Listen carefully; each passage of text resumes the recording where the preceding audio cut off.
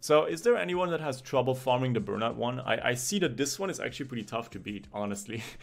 Alright, hey, what's up you guys, it's me again, and after the last 2 hours on stream trying to build the perfect team for the new secondary awakened dungeon. Yeah, the bottom line in today's video is I'm gonna talk to you guys about easy to obtain teams that are like fairly safe but take pretty long to clear. And also I do want to talk about rather fast teams that I've been testing out throughout my stream. On top of that, I've also created a tier list for this dimension, which I want to talk about later on. And at the end, I want to showcase all of the different room builds for all the units that I've been using in today's guide.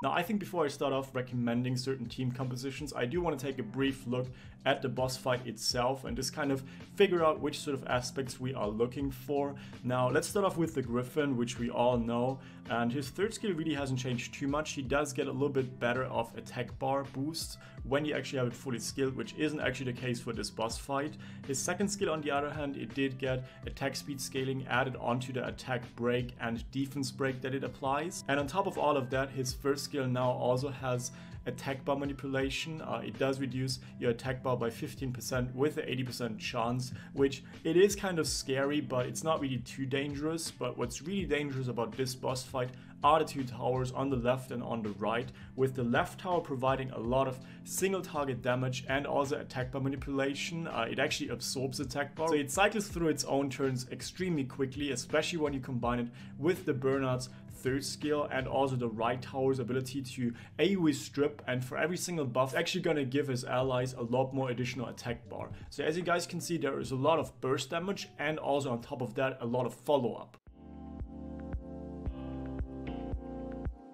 Now, when it comes to free-to-play teams, I just want to briefly talk about the most easy to obtain free-to-play team. As you guys can see in the background right now, I do have Vertihal, Lauren and my Fran built. Now, what's good about this team is that most of the people have already built those units in the first place. I actually do not have the most insane runes on those 3 units when it comes to my regular setup. Bottom line with this team is that the right tower is actually a lot more dangerous just by the sheer amount of buffs that Fran provides. Because of that reason, I would actually recommend going for the right tower first, but it basically all depends on how tanky your element neutral units are, which in this team it's going to be Lauren, Bernard and also my Fran. And because all of those 3 units have pretty bad base stats, this team is actually going to be really hard to utilize to a 100% success rate if you do not have above average rune quality. But I'm just going to let this run play out. As you guys can see, we're going to focus the right tower first, which I think so far from what I've read in my own streams when it comes to attack order that you guys utilize, people seem to focus the left tower really hard, simply because it does have a lot of burst. But as you guys can see, if I do have immunity, the attack bar absorption actually doesn't work, and he doesn't even hit that hard. Like, my Fran is able to survive pretty easily. Yeah, at this point the boss fight is basically already over. The left tower didn't really get to move once I started focusing on it, and the right tower, it wasn't able to strip. So as you guys can see, like, this is kind of the best attack order from what I've tested so far when you utilize this team. Now let's talk about the second rather easy to obtain and 100% Karzhan team that I've seen so far. As you guys can see, it hasn't really changed too much. I'm still running Vertihal, which actually isn't really such an insane unit, but I just know that literally everyone has built the Vertihal. Everyone wants to get into Dragon somehow. But the bottom line with this team is we run a lot less buffs, which makes the right tower somewhat obsolete. Whereas on the other hand, I am running Beladion for some additional armor break and Karzhan to make sure that the unit that is being focused, which is either going to be Beladion or Bernard, gets that shield to avoid taking too much damage. So the main difference between this team and the one that I've showcased earlier is just the attack order that you should be going for. Now for this team, I think the left crystal is by far the more dangerous one. And once you're done with that one, I think you can actually choose to go for the right one or maybe even go for the face. So I'm just going to let that play out again as always.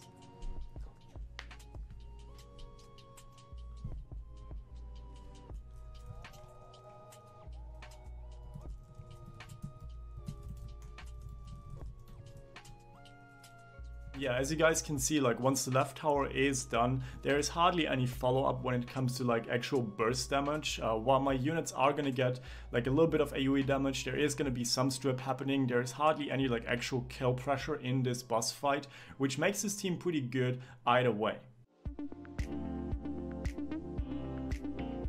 Now moving over from those safe 100% teams that are rather slow compared to like the actual speed teams, let's talk about speed teams for a second. Now as you guys can see, I haven't really swapped out too many units. I still have Belladion in there, I still have my Bernard in there, and in general when it comes to speed teams, you rarely actually see healers in those. You will most likely see a lot of those very self-sufficient fire nukers. And while I do run speed teams myself, I rarely actually finish that boss fight with all of my 4 units alive, so that is kind of a criteria you want to keep in mind. I want to showcase a bunch of other teams later on as well, but if there's one thing that they all have in common is that they all go for phase first. Let's actually start fighting. My rogue already used the team up. I just fucked up recording just a little bit right there.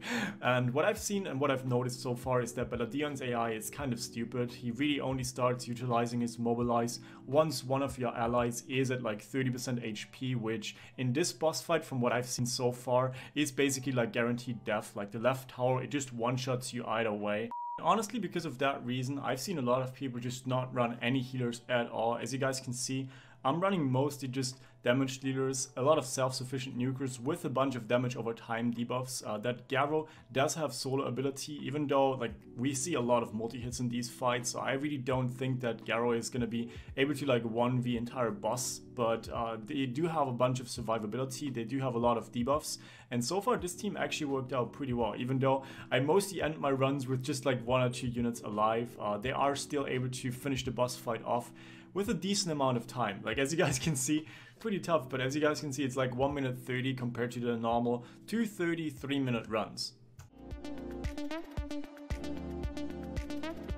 So now that I gave you guys some example teams, I want to just briefly talk about the tier list that I've created so far. Now the bottom line is that I do actually have all of the 5 Griffons on that tier list, just to kind of give you guys a rough idea of how hard I think it's going to be for you to actually utilize them in your B5 team. It's pretty obvious that Spectre is up there. So you are going to have element advantage, but on top of that, the attack speed slow actually does come in handy, especially since it's an AoE, and once you have him secondary awakened, he's going to be even better, and I would actually run him in my regular secondary awakened team for this dimension if I had him either way. Outside of that, I just chose to go for Bernard in the double S slot since he is going to be rather easy to build, and the mana is pretty high up on my tier list simply because he does have that revive and has pretty low stat requirements, as well as on top of that his regular rune build really doesn't deviate from the rune build that you would need for this dimension. Main reason why Belladion and Fran go a little bit lower onto my tier list is of course their base stats are slightly lower, and on top of that they do not do as much as Amana, but they are both pretty useful from what I've seen. Fran more in slower teams where you focus the right tower first, and Belladion more in like speed teams where you do rely on getting that armor break and turn cycling with that mobilize. Now Raouk has worked out for me pretty well as well as Hua and also Garrow. Keep in mind that they do have pretty high stat requirements, especially Hua and Raouk. The bottom line with Raouk is normally you do require him to be rather tanky, but for this fight in particular I have been having a really good success rate even with the attack crit damage attack build, which I want to showcase later on. I have also tried out twins in these sort of dimensions, and as always they are actually below average from what I've seen. Like, getting a lot of stuns really doesn't work against those towers, and on top of that they really do not do that much compared to any of the other fire nukers that we've tested out so far, but maybe that's just from my own testing. I would be like really curious what you guys think about my tier list. Now that we're done with all of the team building and the tier lists, let me just quickly show you guys the room builds that I run on my own teams. Now, don't get distracted and don't get scared away by my Fran's speed. She's actually pretty fast. In my opinion, you really do not need her to be that fast for this dimension in particular, especially if you pair her up with units like a Lauren or a Vadaha. I think like plus 120 should be good enough either way. She currently sits on a violent accuracy set. I actually chose to swap her off of that will set since it really doesn't help me in PvE at all. For like Guild War, I mostly outspeed my opponents anyways. But the bottom line for Fran is going to be, I would much rather have you guys go for a little bit more of a tanky build instead of going for high attack. If you combine that with a rather fast Vadaha, as you guys can see, mine is pretty fast as well. He currently sits on a Violent Revenge build, which I think is kind of a little bit too much. I think you can get those stats with a Swift set just fine. Like Vadaha is really just for the turn cycling, and that Violent set is going to make him a lot stronger in turn 5 or 6, which that's going to be the point where you should have already cleared that boss fight either way. So because of that reason, don't really worry about that one too much. Maybe go for a triple revenge build or a Swift Revenge build. Mine is on speed, crit rate, and HP. And the last one out of that trio is going to be my Lauren, which is on a Violent Will build, which again, like, you really do not need her to be on Will. She's on speed, HP, and HP. And one thing that you will notice is that she has way too much accuracy for this dimension in particular. I run mine in PvP as well, like Guild War and stuff like that. If you want to run her specifically for this dimension, I would go for about 40% accuracy, and that should be good to go either way. Now moving forward from that, let's talk about my Belladion stats. He currently sits on a Violent Nemesis build. I think a double Nemesis or Swift Nemesis build should be good to go either way. Like, you really do not need a Violent set on most of these units. He currently sits on speed, HP, and HP, which I think is probably the right choice for this dimension. There is a lot of armor break coming out from that Burnout second skill, which if you run too much defense, you're just gonna get one shot by that left tower, and that's kind of the way I would go for a Belladion. Now the next unit that I want to debate is gonna be Karzhan, which in my opinion is pretty easy to rune. Now the rune build that I choose to go for my Karzhan is a triple HP build. If there is one slot that I would swap out, if you actually want to get that solo potential in the last, let's say 30% of the boss fight, as long as you have armor break, if you swap that HP for crit damage, Karzhan is just gonna solo that boss pretty easily, and I would highly recommend doing that if you guys want to actually have a 100% team. The last units that I want to talk about are going to be my Raok, my Hua, and my Garrow, which all are basically just on random nuker builds. My Raok is by far the squishiest. He's on Swift Blade, attack, crit damage, and attack. My Hua, on the other hand, she's kind of like on a hybrid build. She is actually running attack, crit damage, and HP, just because I do utilize her also in Karzhan. For that rune dungeon, you do need her to be slightly tankier than the regular attack, crit damage, attack build. And the last unit is going to be my Garrow, which is basically just a full nuker on Vampire and Door. If I get to choose, I would go for like maybe a Nemesis or a Revenge offset, just for that extra damage and survivability. Pretty much what's really important is getting that Vamp set, but once that left tower actually focuses you, you're just gonna die either way, so don't really trip too hard.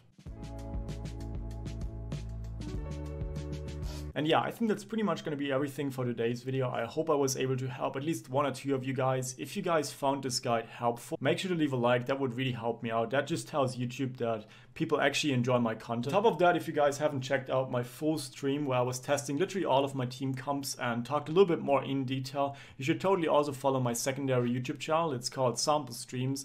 I'm going to leave a link to that one in my description and in the pinned comment of today's video, as well as a link to my playlist with all of my dimension hole guides on all of the 3 rune dimensions. So if you have trouble farming any of those, feel free to check those out. I have free-to-play teams for all 3 of them. I have 100%. Definitely also check out those guides if you actually need some help with that. And yeah, with all of that said, see you guys in my next video. Bye!